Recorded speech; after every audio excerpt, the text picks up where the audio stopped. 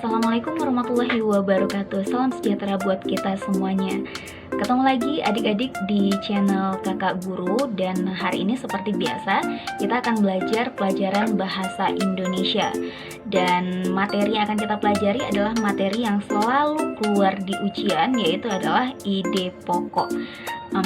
Untuk adik-adik mungkin sebenarnya ide pokok ini susah ya, karena agak ribet ketika kita menemukan teks yang panjang.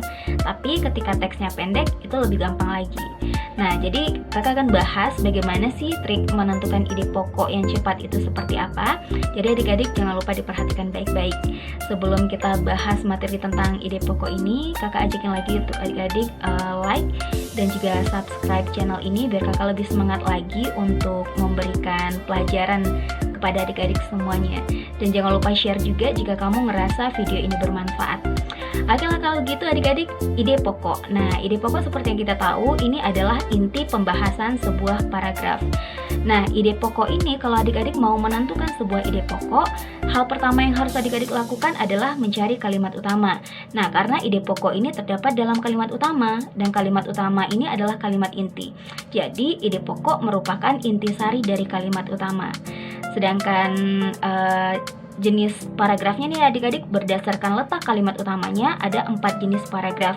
Yang pertama deduktif, induktif, variatif, deskriptif, dan naratif. Dan yang biasa adik-adik kenal di SMP ataupun di SMA adalah paragraf deduktif dan induktif. Dan ini juga paling sering keluar di ujian, bahkan ujian nasional.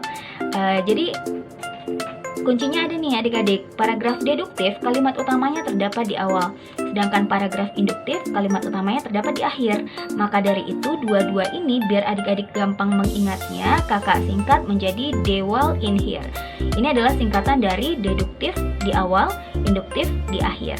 Kalimat utama yang terdapat di awal nama paragrafnya deduktif, kalimat utama yang terdapat di akhir paragraf nama paragrafnya adalah induktif. Sedangkan yang ketiga adalah jenis paragraf variatif. Variatif ini maksudnya kalimat utama terdapat di awal dan di akhir kalimat.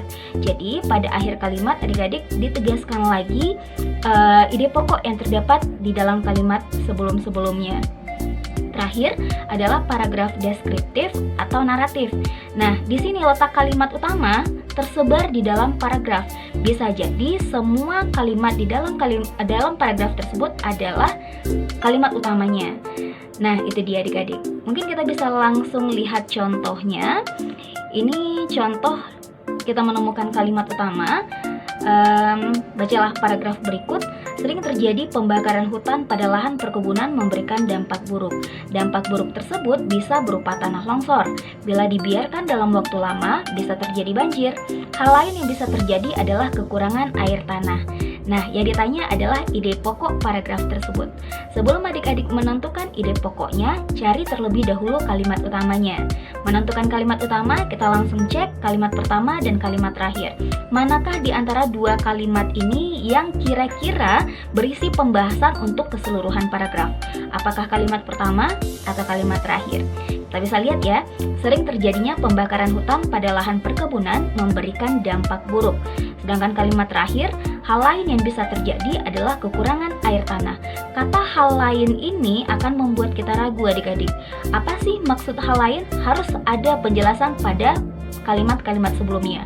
Otomatis kalimat terakhir ini tidak bisa menjadi kalimat utama, dan kalimat utama terdapat pada kalimat nomor 1.